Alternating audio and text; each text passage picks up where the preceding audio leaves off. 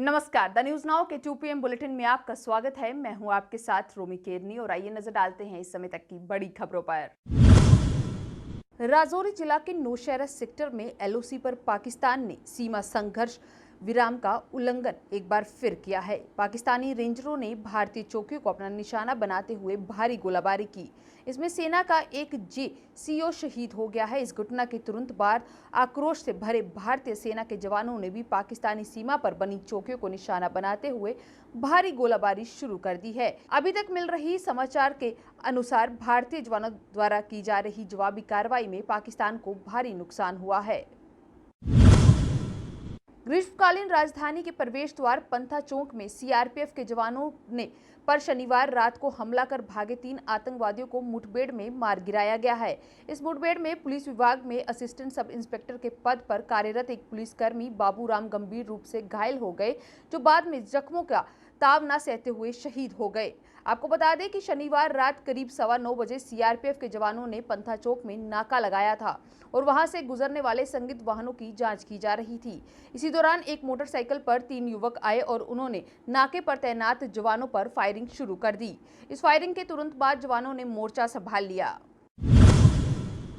माता वैष्णो देवी के श्रद्धालुओं के लिए खुशखबरी है। अब उन्हें घर पर बैठे ही माता वैष्णो देवी का प्रसाद मिल जाएगा। इसके लिए श्री माता वैष्णो देवी श्राइन बोर्ड ने जम्मू कश्मीर डाक सेवा से अनुबंध किया है। अभी तक श्रद्धालु ऑनलाइन दर्शन तो कर ही रहे थे, लेकिन उन्हें प्रसाद नहीं मिल पाता था। लेकिन अब श्राइन बोर्ड ने 7 दिन में माता के प्रसाद को देश के किसी भी हिस्से में पहुंचाने की सुविधा शुरू कर दी है। प्रसाद पाने के लिए श्रद्धालु आज से ऑनलाइन या फिर टेलीफोन से बुकिंग कर सकते हैं। देविका नदी कायाकल्प परियोजना वर्ष 2021 तक पूरी कर ली जाएगी। इस महत्वाकांक्षी परियोजना में उधमपुर में देविका नदी के किनारे स्नान घाटों का निर्माण, प्राकृतिक जल स्रोतों को संरक्षण और नदी के किनारों पर सौंदर्यीकरण मुख्य रूप से शामिल होगा। PMO में राज्य मंत्री डॉक्टर जितेंद्र सिंह ने शनिवार को एक बैठक में राष्ट्रीय नदी संरक्षण योजना के तहत उधमपुर में देविका और तवी नदी में प्रदूषण उन्मूलन याजा लेते हुए ये जानकारी दी। प्रधानमंत्री नरेंद्र मोदी ने आज अपने मासिक रेडियो कार्यक्रम मन की बात के जरिए देशवासियों को संबोधित किया। अपने संबोधन में प्रधानमंत्री ने कहा कि कोरोना काल में देश एक साथ कई मोर्चों पर लड़ रहा है। अपने संबोधन में प्रधानमंत्री ने खिलौनों और मोबाइल गेम्स के मामले में आत्मनिर्भर बनने का आह्वान किया। उन्होंने कहा कि अब सभी के लिए लोकल खिलौनों के लिए वोकल होने का समय है। साथ ही उन्होंने कहा कि जितनी भी वर्चुअल गेम्स हैं उनकी थीम्स बारी हैं, लेकिन इसीलिए मैं चाहता हूं कि देश के युवा टैलेंट से भरे हुए हैं और अपने ही देश में गेम्स बनाएं। भारत में कोविड-19 के मामले 35 लाख के आंकड़े को पार कर चुके हैं। रविवार को एक बार फिर कोरोना संक्रमण के मामलों में बड़ा उछाल देखने को मिला। रविवार को एक दिन में 78,761 नए मामले सामने आए हैं। यह अब तक का एक दिन में संक्रमित मामलों की सर्वाधिक संख्या है। लेकिन अच्छी बात यह है कि संक्रमण से स्वस्थ होने वालों की संख्या 27 लाख से ज्यादा हो गई है और जांच में भी तेजी आई है। केंद्रीय गृह मंत्रालय ने शनिवार को अनलॉक 4 के लिए दिशा निर्देश जारी किए, जिसके तहत मेट्रो ट्रेनों को 7 सितंबर से चरणबद्ध तरीके से संचालित करने की अनुमति दी जाएगी। वहीं 21 सितंबर से 100 व्यक्तियों की अधिकतम सीमा के साथ सामाजिक, राजनीतिक और धार्मिक कार्यक्रमों की अनुमति होगी। हालांकि स्कूल, कॉलेज और अन्य शैक्षिक संस्थान 30 सितंबर तक बंद रहेंगे। 9वीं से 12वीं कक्षा तक के छात्रों के लिए कुछ छूट दी गई है। मार्च महीने से बंद बार 1 सितंबर से पुनः खोले जाएंगे।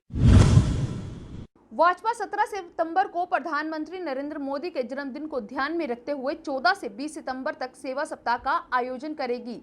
वहीं पार्टी के राष्ट्रीय अध्यक्ष JP नड्डा बिहार में भाजपा के सांसदों से मीटिंग में है और उन्होंने वहां कहा है कि PM मोदी के जन्मदिन को व्यापक स्तर पर मनाया जाए और विभिन्न कार्यक्रमों का आयोजन किया जाए। कांग्रेस की अंतरिम अध्यक्ष सोनिया गांधी को पार्टी के 23 नेताओं ने ऊपर से नीचे तक बदलाव को लेकर पत्र लिखा। उनमें से एक पूर्व केंद्रीय मंत्री और पार्टी के वरिष्ठ नेता कपिल सिब्बल भी हैं। उनका कहना है कि कांग्रेस कार्य समिति में बैठक की अगर बात की जाए तो मैं उनके द्वारा जताई गई चिंताओं पर ना तो बात हुई है और ना ही उन्हें उससे साझा किया गया है। इतना ही नहीं, जब पत्र लिखने वाले नेताओं पर हमला हुआ तो तब कोई नेता बीच में क्यों नहीं आया। वैश्विक कोरोना वायरस मामलों की कुल संख्या 24.9 मिलियन से ऊपर पहुंच गई है, जबकि जॉन हॉपकिंस यूनिवर्सिटी के अनुसार मौतों की संख्या 8,40,000 से ऊपर हो गई है। रविवार की सुबह तक दुनिया भर में कुल मामलों की संख्या 24.9 मिलियन तक पहुंच गई है। इस समय के 2 PM बुलेटिन में बस इतना ही। आप जुड़े रहें द न्यूज़ नाउ के साथ बाकी अपडेट्स के लिए।